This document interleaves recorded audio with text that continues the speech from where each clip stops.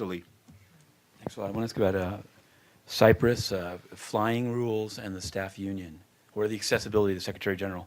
On Cyprus, I think that you will have seen this report. The President of Cyprus has been very critical of the Secretary General's most recent report on Cyprus and said it basically is trying to force Cyprus to return to the table despite violations of its sovereignty by the Turkish Cypriot side. And so it's pretty heated rhetoric, and this comes after Mr.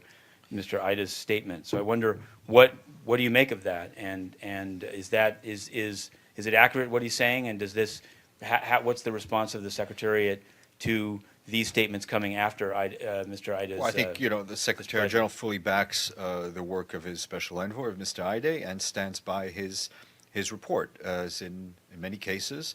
And in general terms, often reports of the Secretary General elicit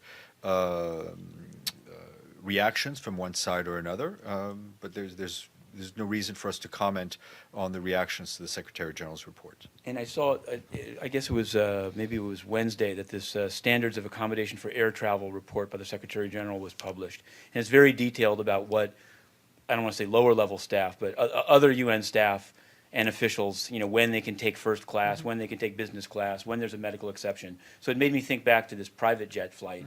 And what I wanted to know is, one, do these rules that the Secretary General promulgated, do they apply to himself?